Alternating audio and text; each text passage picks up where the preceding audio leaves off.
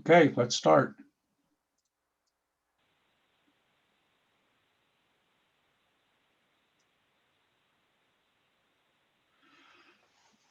Okay, welcome everybody.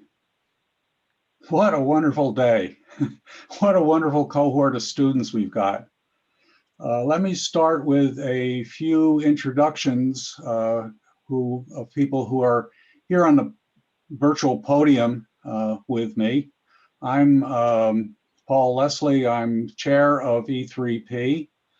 We also have here the Director of Graduate Studies, Andrew Yates, Director of Undergraduate Studies, Amy Cook. Students, especially the undergraduate students, know these folks, and they also know some of our other panelists up here.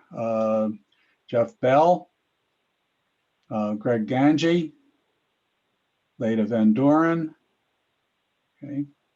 Lama is not on stage, but Carol He is not on the panel yet. She may be here soon.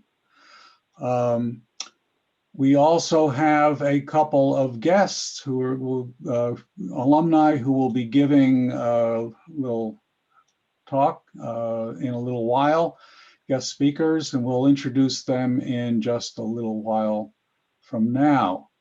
A few mechanics. If you have any problems, you can post questions, comments, cries of anguish in the chat, and we'll try to keep an eye on that. Let's see. There are, of course, a lot of other faculty, some of whom are joining us as attendees, who you have had courses with. The ones here are the ones that are most intensively involved with advising, as well as a lot of the core courses and capstones and whatnot. Okay. By the way, we will be sending you a complete program of this event with everyone listed, probably next week. I really want you to know that we are proud of you. Speaking for our faculty, we are also thankful. It looks like there are some parents here, and we're thankful to you parents for raising these wonderful young people and sending them to us. I also want to take a moment to thank our staff who make so much of what we do possible. Some of them you may interact with regularly, especially Violet Anderson, our student services manager, and some who are more behind the scenes from your perspective, such as Elizabeth Muir, our business officer, Brian Pelton, our services coordinator, who is also handling the webinar technicalities as we go. But we're especially thankful to our students for the privilege of teaching you, and because we learn so much from you. You may not realize or believe it, but that's true. You challenge us. You challenge us to explain things better or differently. You challenge us with questions we don't yet know the answers to, with alternative points of view, with new insights. And that's a lot of what makes teaching exciting, refreshing, and worth doing. So we thank you. Speaking of challenges, for much of this past year, it's been rare to be at a meeting, an event on our virtual campus where someone has not started out by noting what a challenging year this has been. We're all together in a great experiment. Sometimes I wonder whether we're in the control group or the out of control group. It certainly is an experiment. It's indeed been tough, especially on students expecting their last year here to be even more special than the preceding ones. It's been tough on students, tough on families, tough on faculty, tough on staff. Some of our graduate students faced especially daunting disruptions in trying to launch or complete their research projects. So did some of our undergraduates. Many of you in pursuing your major have read about, maybe studied resilience. In ecological and environmental literature, resilience is something that's it's out there. It's a concept, a property or capacity of an organism, a community, of an ecosystem. But you have also demonstrated resilience personally in pursuing your studies, in pursuing your passions. And as we'll see a little later this morning, some examples of this resilience are evident in the accomplishment of our award winners, too. We'll come to that later. Here at UNC, especially in E3P, we emphasize experiential education. That's been a lot more difficult this year. Nonetheless, hands-on approaches with class projects, service learning projects, internships, capstones, they all did continue. And I've had the pleasure of seeing and hearing about the results of many of those projects, those endeavors, and I've been truly impressed. You're a great group doing really interesting, creative things. With that, let's turn to the more explicit appreciation and congratulations of our graduates. We'll start with the graduate degrees. First, I'll note that there is a virtual hooding ceremony that will be launching and visible by website, as is everything this year, later this afternoon. And you graduate students have presumably received that information from the graduate school. If you haven't and you want the link, let me know, and I'll send it to you. I also want to note that graduate students play a really crucial role, not just in their own education, but by their absolutely essential contributions to broader research projects beyond their own theses and dissertations, and also as TAs, teaching assistants. We'd be at a real loss without you. So with that, I'll turn this over to Andy Yates, our Director of Graduate Studies, who will take it from there. Andy? Okay, hello everyone. As you can see, we have listed here the Masters of Science in Ecology. We'll do the PhDs in just a second. The first one is Lauren S. Goodman. His thesis was Feasibility of New Methods for Nursery Ground Identification of the Juvenile Blacktip Shark using Drone Technology, San Cristobal Island, Galapagos. The next was Sean R. Griffith. His thesis was Harvey's Homeless, Disaster Through the Eyes of the Street. And Leah Kaiser, whose thesis title was Understanding the Implications, Tensions Between Federal versus State and Technological Driven versus Technological Agnostic Renewable Energy Policies. Eric Shear, his title was Net Energy Equity, a Net Energy Framework to Assess Energy Poverty for American Households. And finally, the last Master of Science in Ecology was Matthew Ungaro. His thesis title was Prioritizing Streams, the Impacts of In-Kind Mitigation Rules on an Ecosystem Offset Market. Then we have our list of graduates that received a Doctor of Philosophy degree in ecology.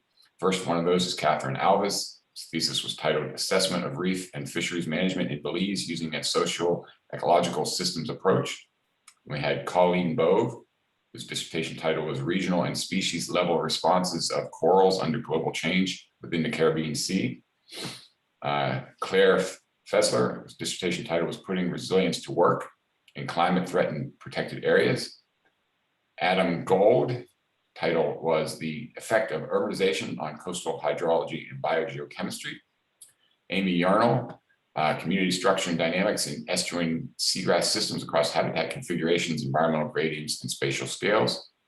And Shelby Lynn Ziegler's dissertation title was Food Web Linkages and Community Dynamics Across Biogenetic Habitat Boundaries. So I think you can see in this just brief list of titles from our MS and PhD degrees, the breadth of exciting research that's being done by our graduate students in our program. And so hearty congratulations to all, looks like 11 of our graduate students that are getting degrees today or over the last year. And so with that, I'll pass it back to Paul. Okay, thank you. Congratulations, graduate students. I don't see the response button on this webinar, but anyway, well done. Okay. All right. So at this point, we are absolutely delighted to have two alumni as guest speakers. And to introduce them, we'll have Greg Ganji. Yes, very grateful to our two young alumni for being here today. And we first had a young former graduate speak at our last graduation 2 years ago, and we thought it went extremely well. We think younger people tend to listen to advice from other younger people rather than people who are our age. So we're grateful to our young alumni for being here today. And first, I'd like to introduce Jordan Muir. Jordan is a 2013 graduate, and he's been working at Goldman Sachs since he graduated. He's the co-founder and head of investing for the Renewable Power Group within Goldman Sachs's asset management group. This was founded in 2018. The Renewable Energy Power Group is one of the largest owners of solar and battery storage projects in North America. Jordan earned a BSBA with highest distinction from the University of North Carolina, as I mentioned, back in 2013. He was a Moorhead Keynes Scholar and a Buckley Public Service Scholar. Outside of work, Jordan is active in a number of philanthropic organizations and serves on the UNC Young Alumni Leadership Council. Thank you so much for being here today, Jordan. Thank you for having me.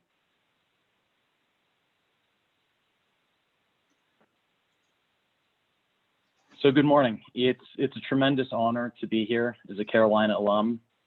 I first of all like to thank the E3P department for this opportunity. So in the lead up to today, I made a mistake. I researched the main campus graduation only to learn that Dr. Anthony Fauci was a headline speaker. And so having to follow Dr. Fauci is always a tall order, particularly in a year where his global name recognition probably exceeds that of Michael Jordan's. But nonetheless, very excited to be here, and I'm thrilled to have this conversation. For the next handful of minutes, I have a few simple goals. One, I'd like to make my story relatable, hopefully maybe a little bit memorable. And I say this because A, I was recently in your shoes, and I vividly remember what it feels like to graduate and enter the real world. And then secondarily, my youngest brother is a rising senior in college, and I can vividly empathize and understand what it must be like to graduate in a year that's seen so much disruption through the pandemic. Secondarily, I'd like to tell you my story about how I helped launch the Renewable Power Group within Goldman. And then finally, I'd like to distill a few lessons learned from my experience that may be more universally applicable and help you find your own path. And I do understand that my experience, while forged in building a business on Wall Street, I think there are some universal applications of what I've seen and experienced that may be helpful. So I think just to set the time frame, I enrolled at Carolina in 2009. To my knowledge, this was before E3P existed in its current form. So as any good researcher, I figured it prudent to research E3P, understand the audience, and to my positive surprise, E3P, as stated on the website, the mission is to understand and provide solutions to the most challenging resource issues facing our planet. Wow, it struck me as a bold and important mission. Certainly, I think at age 19 or 20, I may not have had the audacity to pursue something so daunting. But I just think it's fair to say, with the graduates here today, that this is a group that's activated, energized, and educated, and looking to find practical solutions to addressing the world's most pressing issues. So in any event, back to my own journey, and what I'd like to do is give you a rough chronology of a couple highlights from my time at Carolina, but then how that ultimately led to the conception of our business at Goldman. So starting my first year at UNC, I took 2 classes related to the environment. One with Professor Ganji, Environment and the Society, and then 2, a first-year seminar on peak oil, which was taught out of the physics department at the time. And I distinctly remember, back in those days, struggling with this very complicated math problem. And the math problem was, how many solar panels would it take to power the state of North Carolina if the state were to be fully green? And little did I know, and this was probably circa 2009 or 2010, how relevant that very question would be to what I spend all of my time thinking about today. I came out of these classes and subsequent classes I took at Carolina with an awareness that climate change was real, and more fundamentally, that this topic isn't just ideology, but that these matters have broad ramifications for human health, geopolitics, natural disaster, agriculture, and day-to-day life. And so let's fast forward from this experience to my graduation 4 years later. I, like some of you perhaps, recall having what is best described as an existential crisis approaching my final year of college and graduation, searching for what to do. And I felt like I applied for literally hundreds of internships and jobs at the time, only to be rejected virtually everywhere. After a little bit of luck, a final opportunity to interview came in the door for Goldman Sachs.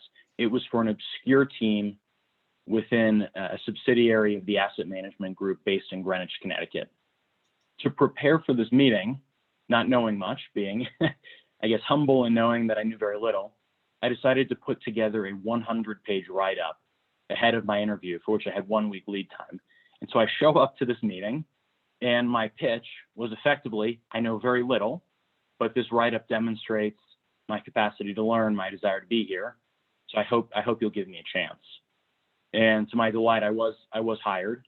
That was actually for an internship. That internship translated to a full-time job. But I'm convicted that if not for this 100-page research boondoggle, that in hindsight was very poorly done, there's no way I would be in my current role. But nonetheless, let's fast forward a few years, roughly to 2016. This is about 3 years after I've joined Goldman as an analyst.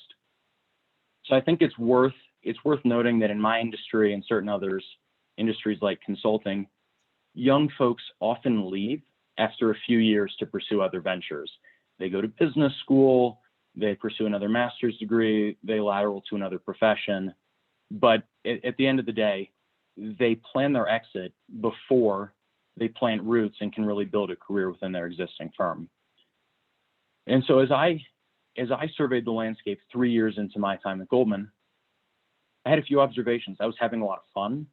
I was working with people I liked, people I trusted, people I respected, and I'd been part of building a team and launching a new business focused on credit, and we took that business public. And I just enjoyed the entrepreneurial energy. So at this time, I kept my head down and I focused on staying the course.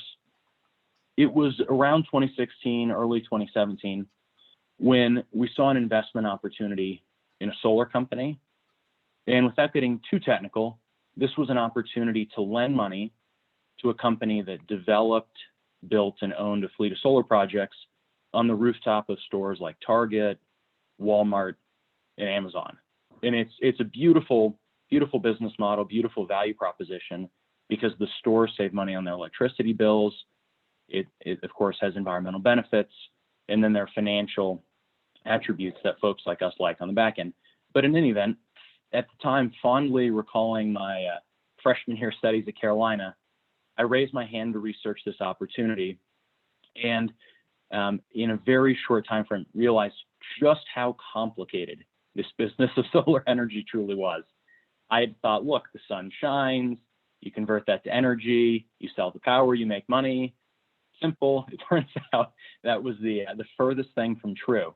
You had to understand the technology, the business model, the value chain, regulatory regimes, tax credits, federal and state incentives. It was just a gargantuan undertaking. But nonetheless, I was hooked. And so similar to how I prepared for my Goldman interview all those years before, I spent the next month or so, every weekend in the office without being asked, putting together a write-up. Maybe in this audience, I'll call it a dissertation. I'm not sure at the time anyone wanted to read my dissertation though, around solar energy. And I was just captivated and thought this might be the future and how better to apply what I learned at Carolina. And I spent this report detailing why I thought renewable energy was misunderstood, why it wasn't just a feel-good investment, but rather this was an industry and an asset class that we as a team should really dedicate time to understanding. And so at the end of the day, we made a loan to this solar business, but that simply didn't satiate my curiosity. And I didn't think that was the end of our run in renewable energy.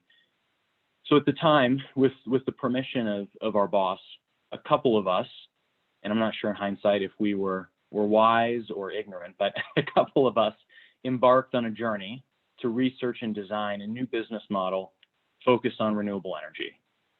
We approached this from a blank slate with no preconceived notions, and we ultimately spent the better part of the year from late 2016 through late 2017 in the proverbial laboratory.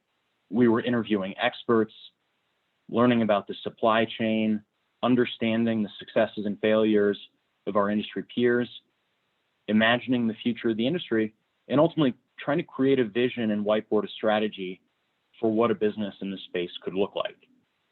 And so it was here that I faced an inflection point. What do I do? Do I stick with what I was doing on the credit side, or do I go full-time into building this renewable energy business? I guess the answer won't surprise you, but I decided to focus on renewable energy. Except at this moment, couple observations that became all the more obvious after I made the decision. We had no team, we had no money, we frankly had very little business plan, and in business, it turns out having revenue is important. We had no revenue. So it was effectively three of us in a room at the time with one basic insight.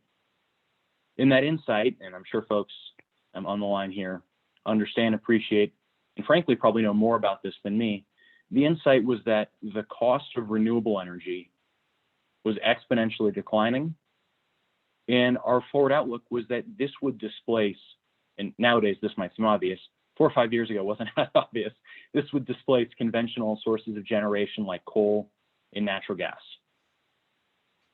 And so in those early days, I would be remiss if I didn't tell you there were a lot of sleepless nights. If there are any mothers on the phone or on the line here, they may appreciate that I called my mother a few times, panicked late at night, asking if I had perhaps ruined my career by focusing on such a niche. But at the end of the day, I persevered, stayed the course. And in roughly early 2018, so this is 6 to 9 months after we've hatched this business plan, we ended up raising money for our business. And since then, we never looked back. So today, it's been roughly 3 years. We've been fortunate that the industry has experienced tremendous tailwinds. ESG investing is now a well-known and in vogue concept, but nonetheless, our team today is almost 100 folks. We own one of the largest fleets of solar projects in the US, and we've invested about $3 billion capital in green energy. And I figured, just for some trivia here, we have more than 10 million solar panels in our fleet. And last I checked, we produce enough energy to power the state of Vermont's electricity needs. I still haven't confirmed that, but I'm 98% sure that's the case here. So in any event, having told you my story, what I wanted to do is extract a few themes or lessons as I saw them, things that transcend just what I did and may have some application to your lives as students. They're given given my personal focus on the energy and the environment prongs of the E3P major, perhaps there might be a slight slant here, but I'll do my best to make these general. So nonetheless, if you studied E3P, I would imagine that you recognize, you understand, and likely agree with the threat posed by global warming. But if there's anything I learned dealing with constituencies, not everybody shares your ideologies, your politics, your worldview, or your education. And when we launched this business at Goldman, this may surprise you, we didn't actually sell it as an environmentally friendly investment opportunity. We simply painted a picture, what I'll call a compelling vision, that the future could have a cheaper, better source of energy, and that investors would benefit. For me personally, with what I learned at Carolina, my personal beliefs, this was a win-win, but that actually didn't make its way into the investable opportunity that we pitched to the market. So nonetheless, the takeaway here, as I see it, is when you're selling an idea, whether for profit or not for profit, you need to understand your stakeholders. What motivates folks, what keeps them awake at night, and ultimately, how can you, by understanding them, influence them and partner with them in a productive way to achieve common ends. Another observation I've had over the last couple of years is that, and I think this is may not be true of Carolina, but certain of the environmentalists I've spoken with historically, there's a tendency to vilify capitalism. And as I've seen and worn many hats here at Goldman, both in building this business and for my time at Carolina, if you're serious about changing the world, you need partners. And I'd encourage you to view business, especially as business has become increasingly enlightened in the last year or so because of the pandemic and certain macro events, to be that partner in your efforts. For instance, just in the past decade, a daring entrepreneur wanted to reduce pollution from cars, and he invented an electric car that is superior and more feature-rich than gas-powered cars. We can thank Elon Musk for that, but use this as a template for when you think about changing the world. While some people may not believe in climate change or the things you do, they might help your cause. They might help avert climate change because they believe in great cars that go fast and have novel technology. That same story is being played out across industries and by geographies, by individuals trying to reduce our dependence on fossil fuels. And so the takeaway, as I see it, is when used appropriately, money in the right cocktail of innovation can be a force multiplier for good. And to achieve big things and to bend the arc of history, you need a lot of money, support, and partners to do so. Finally, and I'm putting myself in your shoes, thinking back to my graduation, a couple pieces of advice that I wish someone would have told me. One, when you start your career, you'll have a huge competitive advantage if you think in 5-year increments instead of the couple-year increments that most folks tend to think about. When you plant roots somewhere, whether it's at an academic institution or a company, you build more meaningful relationships, you earn the trust of your managers, and you're given opportunities that wouldn't existed if you simply switch roles every couple of years. And at a simpler level, to do anything meaningful takes time, and you can't expect to change the world in a year or two. As well, rather than focusing on the exact work you do at any given moment, the way that I've always thought about it, and I say this having worn a few different hats within the firm, is focus on the principles around which you make your career decisions. For me, I've kept it really simple. I like to work with people I like, trust, and respect. It's important that I have fun, that I'm continually learning, and I want the environment to be a meritocracy. So everyone's values are different, but I would encourage you to write out your own values and use that as a North Star when making your career decisions. Lastly, I'd encourage you to focus on having an internal versus an external scorecard. When you go to a school like Carolina, it's easy to focus on the expectations of others, the external markers of success, whether it's grades, jobs, prestige, what have you. But once you graduate and enter the real world, it's paramount that you really decide what constitutes success for you in your own life, in your relationships with your health, and in your career.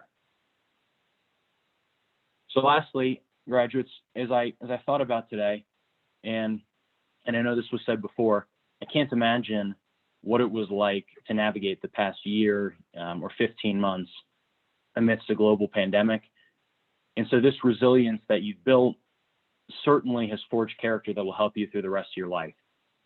And if you remember anything from this short talk from me, I'd encourage you to not forget what you learned at Carolina here. It may just come in handy in life as it did with me. Never stop being a student and chasing your curiosity. Try to imagine the world not just as it is, but as it could be. Remember to form coalitions across different stakeholders. Stay true to your values. It's good to find big trends and be lucky and hop on board. And ultimately, if you do work that you're proud of, regardless of any external accolades, at least you'll have the work and the strength of character that you built along the way. So with that, I wish you good luck on your journey. I'm thrilled to be here, and congratulations, graduates. Go Heels.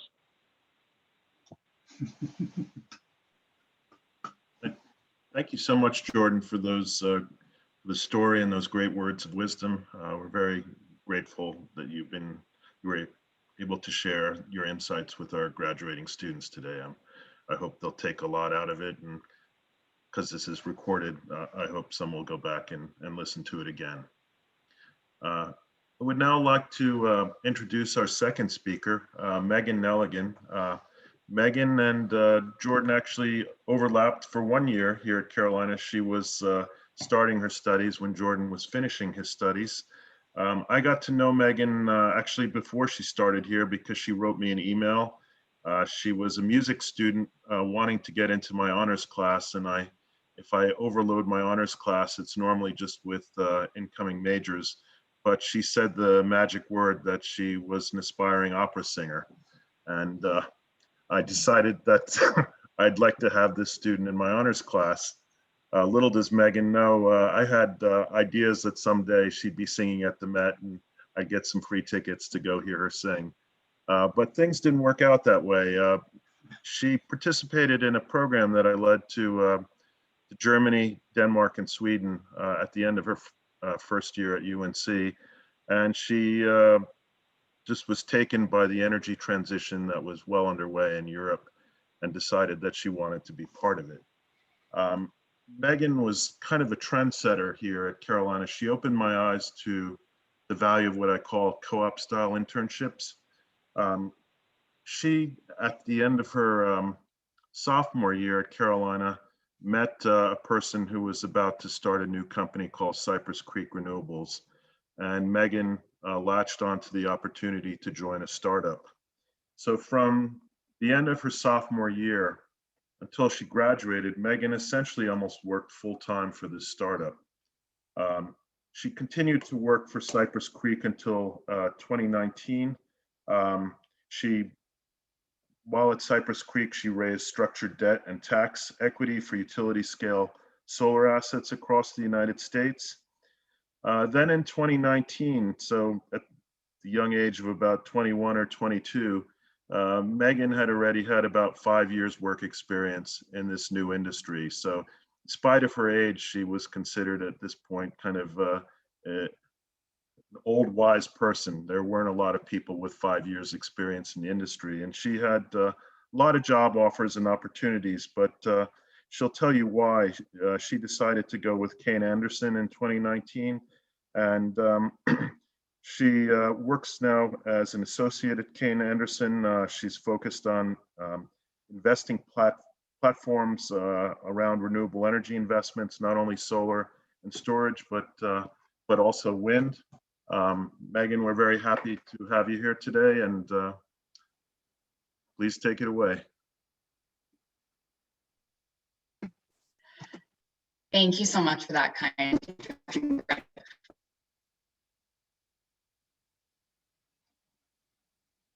Okay. A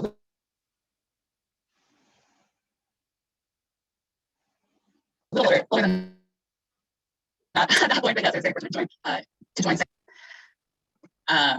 So thank you for having me here today. So congratulations to the class of 2021. I do not envy the fact that you navigated through a year and a half on Zoom and graduated in a pandemic, but congratulations, you made it through all of that and more. So what's next, I guess, is the next big question. In essence, you're a freshman again, but this time there's not going to be an orientation. Your internships and classes and work on campus will have prepared you to an extent, but how do you proceed? This is, there's not typically a full orientation on your first day of your, like your first day at your undergraduate or graduate experience here at Carolina. If you do have one, depending on the size of your company or, maybe the industry that you're joining, consider yourself very lucky. But in many cases, you will not have this. So as each of you embarks on your own career, I'd like to share a few pieces of advice I'd been given since I graduated from what's now become the E3P program several years ago. So the first actually is a piece of advice which comes from one of my first bosses post-Carolina. UNC is filled with very high achieving people. Most people I knew within the environment, ecology, and energy program were also extremely motivated to create change in the world and therefore would always say yes. This can be a wonderful quality, but something to tuck away in the back of your minds for really a few years from now is this very blunt statement from my boss at that point in time. If you consistently say yes to everything, you may remain a junior level person. He went on to state that if I filled my days only with discrete tasks, I would never be able to dive and manage larger concepts. And if I could not manage larger concepts, I would not be able to see the full picture. This is really an issue of breadth versus depth. There will be a period when you more than certainly have to say yes to most everything, but when given an opportunity to go deeper into your work and take on more accountability in this realm, please certainly take it. Next, when you join your team after Carolina, take a look around at its leaders. Do you see yourself growing into your boss's role? If that's appealing to you, that's wonderful. You may find a mission in your firm is exhilarating or compelling, but maybe not for the role that your manager or boss currently has. Look around and see some of the other senior leaders. If there's someone else doing something, try to understand the skill sets needed for that and see if you can hit in that direction. This question is and I like me and many colleagues of mine as we've grown within companies past and present. And then last but not least, and this is really the crux of what I want to convey to you, the most impactful lesson I have learned since graduating is that mentors are important, but sponsors are critical. Mentors are wonderful. They give advice, they act as sounding boards, they set an example professionally. Sponsors, however, will be your advocate. If you think of your career as a series of rooms, you may eventually come to a room with a door not at ground level, but rather a door on the ceiling. A mentor in this circumstance may offer advice and tell you to build stairs. Is anyone, I saw the note, people have a job connection.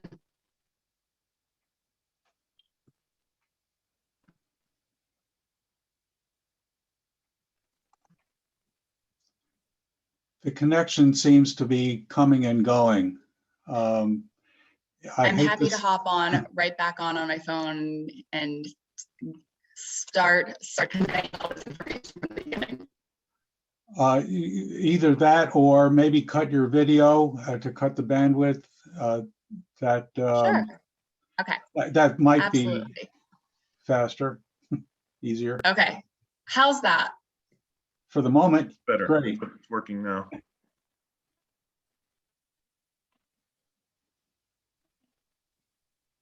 How are we feeling now? We consistent? Okay. Good Right now? now, it sounds good. You might want to start where you started talking about mentors versus sponsors. Absolutely.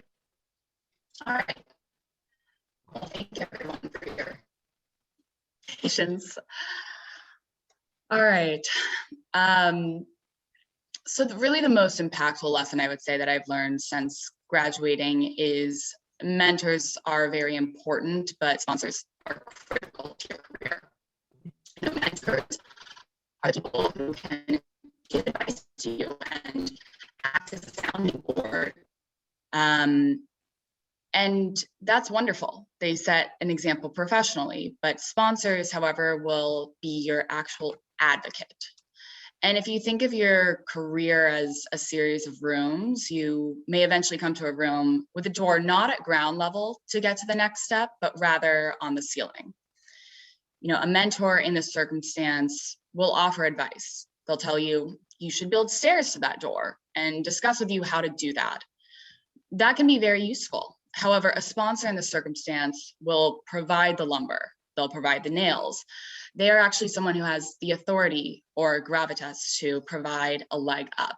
They may even build that first step with you. So how do you find this person? How do you find your sponsor? Part of this is just asking in interviews, does a company promote from within?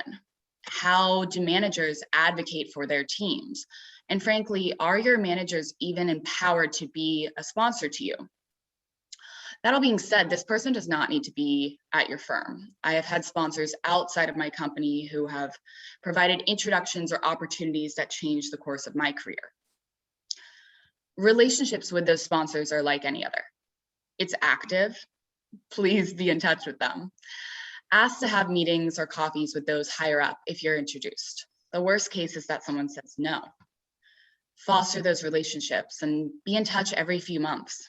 If you're the kind of person who looked up this week and thought it was still September and your last year of school was just starting, then add calendar reminders for yourself every quarter. If asking for this time of anyone does not come naturally, or maybe it terrifies you, then commit to yourself that you're going to reach out to one new person every month or two. It's pretty likely that your first mentor you meet will not necessarily be that sponsor. Again, that's okay. Mentors are wonderful, and I've received critical advice from all sorts of mentors that I've come across since I've graduated. But the sponsors are the one who have really fast-tracked my career personally. Lastly, stay in touch with your E3P family. Your classmates here will become your colleagues and peers. Personally, I speak to Carolina alums professionally, or people to whom I was introduced by professors in an E3P program at least once a month, likely once a week. Your professors here and your former classmates here can and will continue to play a large role in your career and life, no matter where your career takes you. There are actually some former colleagues or rather classmates of mine who I see on the graduate student list, which is exciting, and we've stayed in touch over the past few years. Your Carolina family will be everywhere. I'm looking forward to seeing the impact that the class of 2021 will continue to have on the world. I know you've already done a lot on campus, despite all the obstacles of this past year and a half of the global pandemic, and I'm looking forward to seeing where these next few years take each of you. Good luck to every one of you as you take these next steps, and congratulations and go Heels. Thank you so much, Megan, for those words of wisdom. I hope students will take to heart the importance of finding sponsors and keeping in contact with their classmates, since often you even learn about jobs from those networks and opportunities. I'll at this point turn things back over to Professor Leslie. Okay, thank you very much, both of you, Jordan and Megan. Really appreciate your sharing that. Back to a focus on our current graduates. Ordinarily, at these ceremonies, all the graduates, one by one, would be able to stand up, walk to the front of the stage, receive their diploma or other certificates,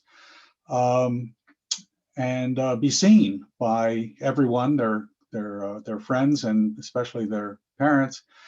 That's not feasible this year. And with a couple hundred majors this year and last, we can't, it's not feasible to have everybody on one by one, or even in small groups on the podium. But we can and will specifically honor certain students who have had special achievements this year. And we will move, or try to move, I think it's going to work, them onto the podium to receive the awards that we have. And Brian, if you can project the award winners. We have awards from both this last year, 2020, and this year. We'll start with last year's awards. I want to also say that the choice of the recipients of these awards was not easy. We've got a lot of students who have done wonderful work in various ways. So I want to thank so many of you anyway for making these choices difficult, but choices have to be made nonetheless. So we'll start with these awards from 2020, and we have various of our faculty who have worked particularly closely with different ones of you, who will make some remarks about why you are receiving these awards. So we'll start with the first on the list there, the Emerging Scholar Award for last year. Jeff Bell will make some remarks. All right, thank you, Paul. Good afternoon, everybody. I have the honor of talking a little bit about the first two categories, the Emerging Scholar and Excellence in Natural Science Research Awards. I worked closely with both Emmy and Felix on a drone research project last year. They were both phenomenal students. So first, with Emmy, about midway through her junior year, Emmy shifted her focus from pre-veterinary sort of track to being more interested in conservation research. And that didn't give her much time left at UNC to gain some actual practical experience in her new chosen field. But she seized every opportunity to get that practical experience. We sat down and talked quite a bit about how to do that. And this included helping the Florida Department of Environmental Protection with their coastal monitoring work in Tampa. She also conducted forestry research with drones with me in her last semester. And she actually helped to fund a grant proposal for that project as a co-author. And then she also designed a long-term study to examine different management practices for restoring white oaks on reclaimed coal mines in eastern Kentucky. All of Emmy's mentors were truly impressed by her ability to excel in a research environment with such little experience. And she persistently brought to projects not only really great productive effort, but also some amazing insight that you seldom see in students who start so late with research. So congratulations to Emmy for the Emerging Scholar Award. I also had the pleasure of working with Felix Evans. Felix earned the award for excellence in natural science research by conducting valuable research on 3 separate topics. As part of the E3P Thailand field site, she helped to evaluate the electrical grid consumption and environmental impact of 4 different energy storage systems. This research was actually chosen for publication in a peer-reviewed scientific journal. It just shows you just the high quality of research that many of our students get to do while they're here. Then for her senior honors thesis work, Felix studied how different environmental conditions affect the formation of harmful algal blooms of cyanobacteria in the Chuan River. So this was a big shift away from more energy to more sort of ecology and estuarine systems. She completed the fieldwork despite a semester shortened by several mandatory hurricane evacuations. If that weren't enough, Felix also helped conduct research that examined whether drones could be used to remotely monitor structural attributes of urban forests. All of this signals that she has great potential for a successful career in a variety of environmental fields. Congratulations to Felix. Now I think I'll turn things over to Carol He, who will present the next two awards. Good morning. It is my honor to present the awards for excellence in social science research. This year for the year of 2020, we had two award winners, Kate Johnson and Jay Bottomley. So first, Kate Johnson. This award for excellence in social science research recognizes Kate for the research that she conducted as part of the Environmental Capstone Program. Her research culminated in the production of a comprehensive set of environmental performance metrics, an environmental marketing strategy, and a social media guide for a mid-sized independently owned company based in rural Western North Carolina. An impressive array of outcomes. While achieving a 3.96 GPA, Kate also shared her research and writing talents with environmental NGOs, including DC-based Defenders of Wildlife and Trees Durham. Kate's presence uplifts every room where she is present, with her talent for asking thoughtful questions in a way that fosters openness and builds a spirit of inclusivity. We are delighted that Kate chose to continue her studies at UNC through our joint degree program with the Husband School of Journalism and Media. And we expect that she will continue to help catalyze change with her powerful blend of scholarly and communication skills. Congratulations, Kate. Our co-award winner for excellence in social science research is Jay Bottomley.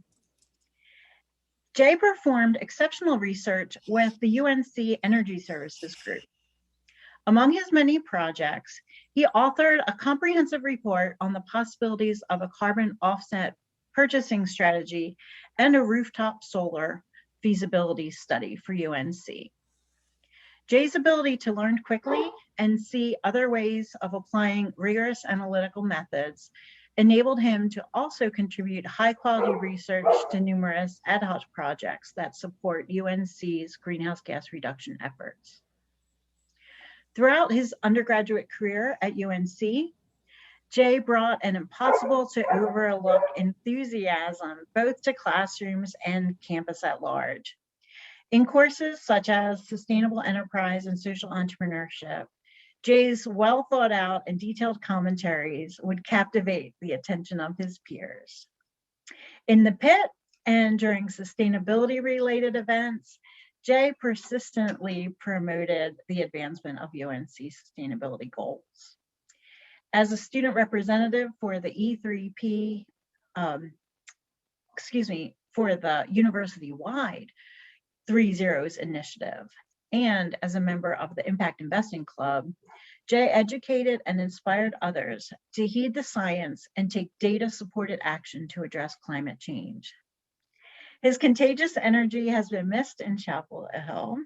However, we are confident that he will bring his intellect and his contagious passion to making significant contributions that will move us to a more sustainable world. Congratulations to Jay.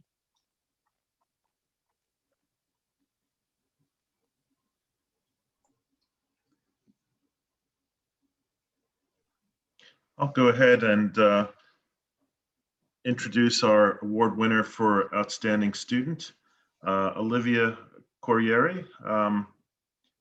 Olivia was involved for a number of years with RESPC and became co-chair along with Zach Walker. She inherited, in a way, a group that had not been so active for a while. And as a result, students know you pay $4 a semester into a fund that RESPC is supposed to figure out how to spend to make our campus more sustainable, especially with regards to energy usage. Administration told Olivia and her co-chair they needed to spend down the money, which was well over $1 million now. And they developed two really interesting programs. One was a freezer program on campus to make all labs more efficient.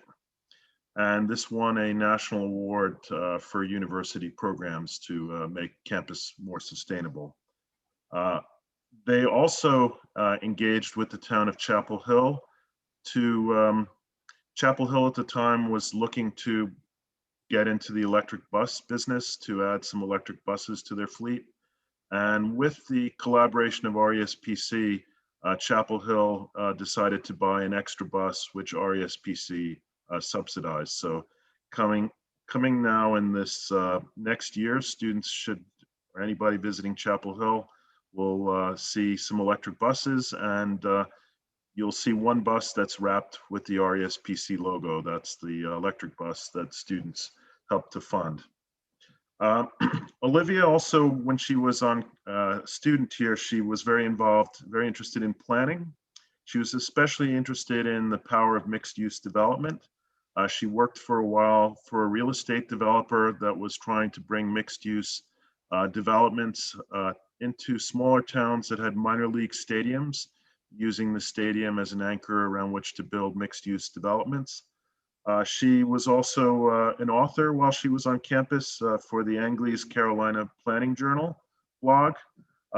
Since graduation, Olivia has been working as an investment analyst with the New York Green Bank, where she helps direct funding to clean tech companies. We're very proud of all of Olivia's accomplishments.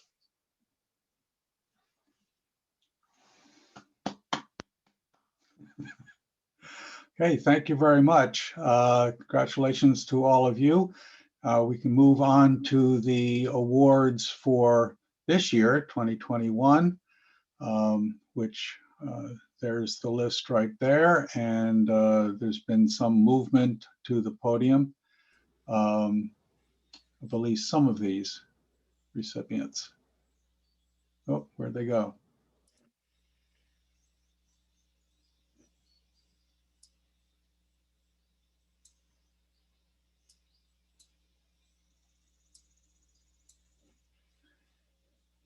Well, they may they may be moved to the podium, but we'll do the same thing. We'll start with the Emerging Scholar Award, and Dr. Bell. All right, thank you, Paul. Again, I have the honor of introducing now 3 award recipients for our Emerging Scholar and Environmental Research Awards. We're going to start with Allison Dawn, our Emerging Scholar awardee. And I've taught Allison in a number of courses and actually mentored her in some research. And I can say that Allison has all the characteristics of a scholar that you look for. She's curious, she's passionate about the environment, smart, great critical thinker, and really shows tremendous initiative, resourcefulness, and independence. Allison got a little bit of a late start in research when she enrolled at UNC in 2018 after 7 years actually away from school. And she started her research path here at UNC by working in Alan Hurlburt's lab counting caterpillars in the North Carolina Botanical Gardens. It's the combination of the fieldwork that she did and the quantitative data analysis that really sparked her interest in ecology and led her to enroll in our Morehead City field site, where she began her honors thesis research using drone imagery to study whale behavior off the coast of North Carolina in collaboration with the Duke University Marine Lab. After a few short weeks at the field site, though, unfortunately, Hurricane Florence hit. It disrupted her research and forced all the students to relocate. Allison was undeterred. She methodically continued her schoolwork and research, rising above the challenges of working remotely, which is really remarkable. Upon finishing the field site, Allison took the initiative to earn her drone pilot's license and tackle yet another research project where she applied her drone and also GIS skills to examine how drones could be used to estimate tree heights in urban forests. Allison has conducted a remarkable breadth of research experience in a very short amount of time, and will certainly continue to make amazing contributions to science as a graduate student this fall when she enrolls at Oregon State University. So congratulations, Allison. We gave out 2 awards. As Dr. Leslie mentioned, making these choices is very, very difficult, and oftentimes we have a hard time breaking ties. And so our decision is we're going to give awards to both. And so in the environmental research, we have 2 awardees. The first is Carly Dinga. Carly has performed at the very top level in a number of our research-oriented courses and has accumulated an impressive record of research participation across a broad range of topical areas, especially those related to marine and estuarine microbiology. She's developed many key skills that, coupled with her strong professional drive, will enable her to make important research contributions even before she attends graduate school. So congratulations, Carly. The second awardee is Tessa Davis. I see her down there at the bottom of my screen. Tessa was selected to participate in a research project directed by one of our faculty, Diego Riveras-Iraguay, in Ecuador last summer. But as is the case in this past year, crazy things happened and the opportunity was canceled due to COVID-19. But Tessa is resilient. She quickly switched to another hydrologic project located in Durham, where she swiftly learned the technical aspects of the project and became an irreplaceable member of the research team. She never shied away from a challenge and regularly conducted field work in all sorts of weather conditions. Tessa's faculty mentors are impressed by her capacity to stop, think, and collect thoughts when facing a research challenge rather than charging in, and to keep thinking about it before inevitably coming back with a solution. She has been instrumental in keeping research going in Dr. Riveras-Iraguay's lab while maintaining an impressive GPA in demanding coursework, in addition to holding several leadership roles on campus. This summer, Tessa will finally get to work as a research assistant on that project in Ecuador. Finally, she will be one of the students featured in an upcoming story about this project by the Research Communications Office, documenting what it's like to conduct international research during a global pandemic. So congratulations, Tessa. And now I will turn it over to Amy Cook. Good morning, everybody. Hopefully Caitlin is in on this. Yes, so good morning, everyone. I'm really delighted to be able to talk about environmental outreach and the engagement awards this year, which we didn't even have one from 2020, which just shows, I think, not only the breadth of our students, but the fact that we occasionally rearrange our awards to match the class that we have in front of us. We have 2 really good ones this year. We have Caitlin Klein and Emily Galvin, and we split these up into internal engagement and external engagement. So Caitlin Klein has earned, I'm going to talk about Caitlin, well, I can talk about Emily first, and because she's the picture that I see popping up here. So Emily is earning her BS in environmental science with a geography minor and graduating with highest honors this year. During her years at UNC, she's consistently been engaged in environmental outreach, starting with writing for the Daily Tar Heel and talking about environmental issues locally, but then moving on to internships in a wide range of categories, including the circular economy and plastics repurposing in India, city and regional planning in Kildevil Hills, energy policy and business here in Chapel Hill with the Clean Tech Corner and Strata Solar. She's worked for most of this past year with Greg Katz, a UNC graduate who's been a major figure in the energy efficiency community in the United States. One recent venture has been Smart Surfaces Coalition, working on issues such as the urban heat island effect and better stormwater management. During the past 10 months, Emily's been analyzing employment and economic impact of smart urban stormwater management in the District of Columbia, which is what she finished her honors thesis on. And I think, ironically, when I first met Emily, it was in the very first semester or the second semester of her first year in a class on water management. And we were talking a lot about stormwater this year.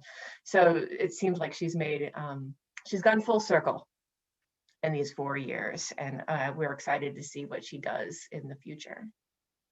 Congratulations, Emily.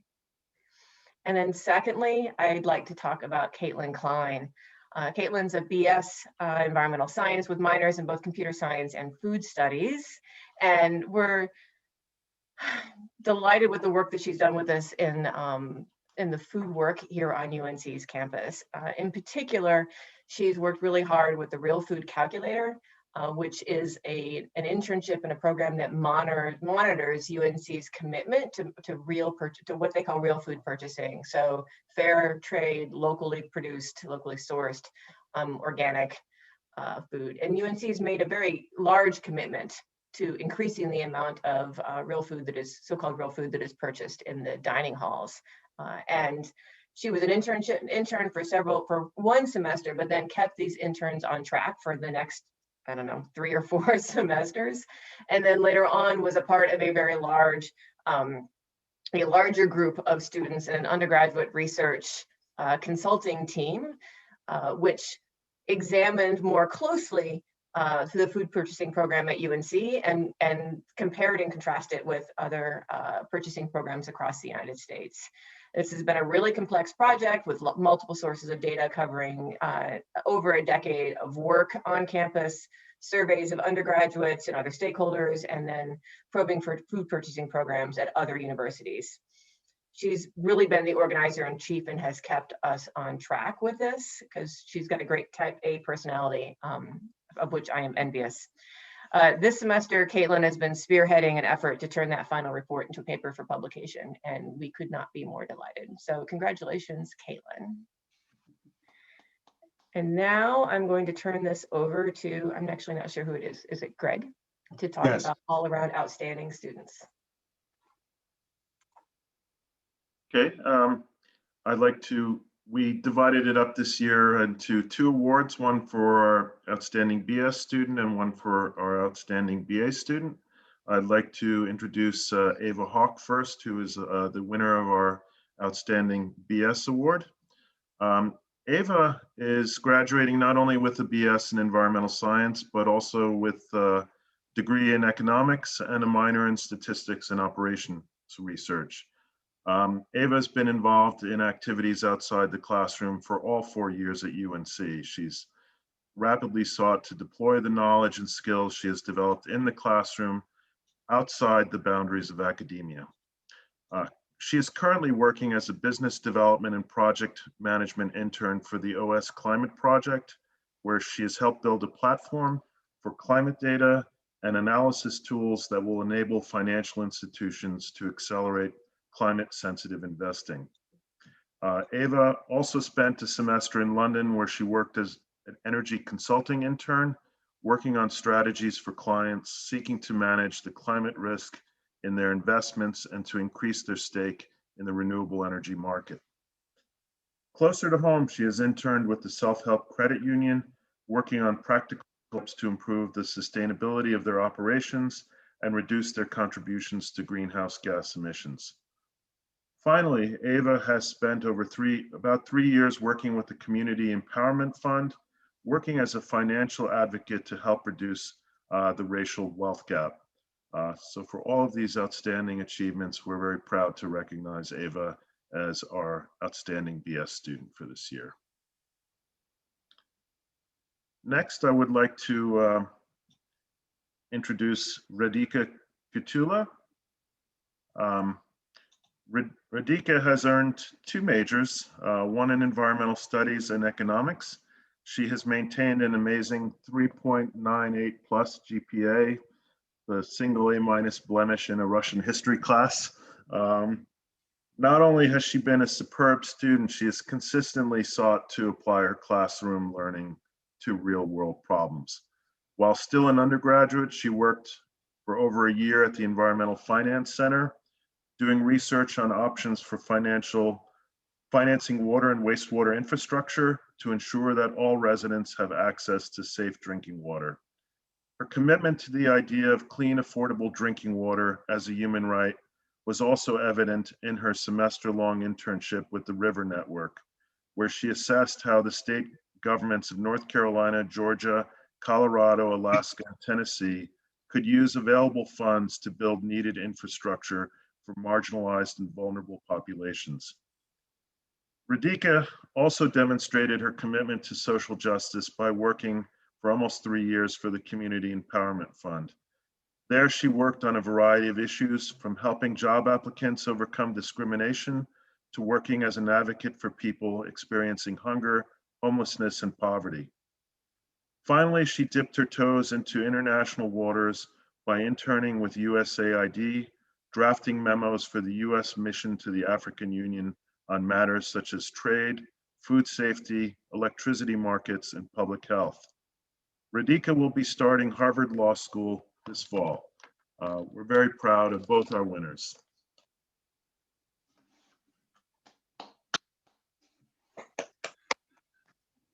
Okay, thank you very much, all of you, for your remarks, and especially to all you students for doing such inspiring, wonderful work. It's really a joy to work with you and have you with us.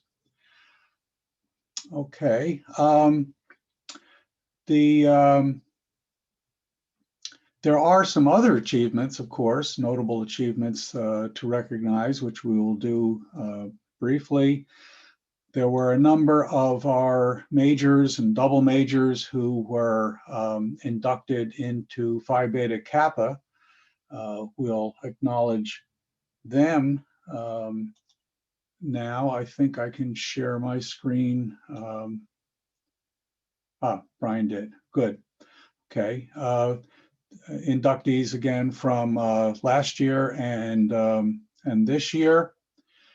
Starting with last year, we've got Bryn Garner, Catherine Katie Horn, Haley Korzwinski, Brenna Cooter, Adele Schubard, and Emily Siegel.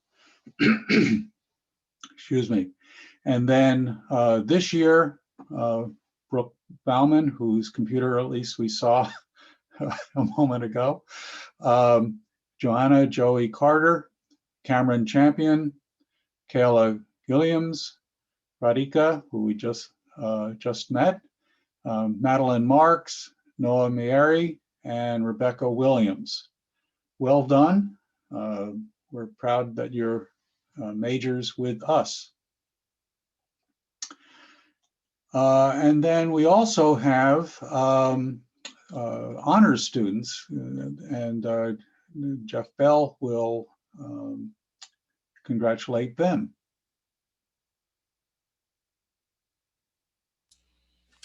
Sorry, I'm not used to unmuting myself since I'm usually the one talking on Zoom. Brian, do we have the list? Or Jeff, do you have the list? Brian, do you have that to project? Or Jeff, do you? Mine's not pretty. There it is. All right. Well, I guess I can't have the same one.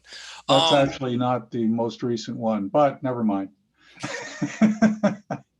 All right. So I'm the senior honors thesis administrator. And just to be sort of clear, we have 16 different honors thesis students. I do not mentor them. I just administer the program, make sure everybody has everything, all dots their I's and crosses their T's. And to give you a little bit of background on just how much work and how much of an accomplishment this is, these students all conduct at least 1 year's worth of independent research with the help of a faculty mentor at UNC. The research experience basically is very similar to graduate level work. The students identify their own research question, they design an experiment, they collect, analyze, visualize their data, they write a thesis. Many of the students actually get published in peer-reviewed journals. And then they have to go through the unenviable task of defending their thesis to faculty members at UNC. Basically the same process that graduate students go through. They all show a remarkable passion and drive to complete their research. So much so that many work long and odd hours in the lab or in front of their computers, in addition to their normal course load. All of their mentors rave about how much of a privilege and honor it is to mentor these students. So in the 2019 to 2020 academic year, we have 5 students who have completed senior honors theses or completed. We have Felix Evans, highest honors. Kyle Oliveira, highest honors. Emily Pierce, highest honors. Alexis Rachopi, highest honors. Emily Tsai, also highest honors. And for the 2020-2021 academic year, we have 11 students who have completed senior honors theses. This is actually the 3rd most in our program since 2013. So we have Cameron Blawis, highest honors. Allison Dawn, highest honors. Carly Dinga, highest honors. Elizabeth Farquhar, highest honors. Emily Galvin, highest honors. Natalie Godger, honors. Elizabeth Kremer, highest honors. Karina Patel, honors. Rachel Rankin, highest honors. Luke Townsend, highest honors. And Eric von Amsberg, highest honors. So congratulations to all of our senior honors thesis students on all of your hard work and great research.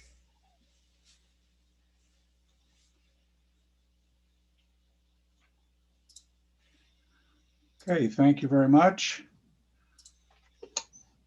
That's almost it for today. Before closing though, to check whether there's anything that came up on the chat that we should address. One is apparently we missed Emily Galvin, who should be on the Phi Beta Kappa list. Sorry about that. Early on, someone asked whether we could share the recording of this. And the answer is yes. We can send you a link to view, listen, review, and cherish as you wish. And we'll do that. Okay. Well, I want to ask you, graduates, to stay in touch. When your unc.edu email address finally ceases working, and it ultimately will, tell us what you're doing. Send us a new address, but tell us what you're doing. We really do like to know how you're doing, what you're doing. And let us stay in touch with you. Let us tell you what we're doing. And email is the simplest way to do that. We are trying to develop other ways, other forms of social media, but the direct touch is very useful. So if it's not already abundantly clear, yes, we are proud of you. So please revel in the campus-wide commencement tomorrow, and then go take your curiosity with you, take your energy, your commitment with you wherever you go. Be part of the worldwide reset that's happening right now. Live it, shape it. But right now, just enjoy. If we were all here in person, this is the time I'd say, graduates, please rise and turn and find your family and receive their congratulations as well as ours. You might be able to find your family just by turning around or looking over your shoulder. If not, do the best you can with that. But I want you to know that our appreciation and congratulations, though they're virtual, they're genuine. Thanks for coming. Thanks to our guests. And please be in touch.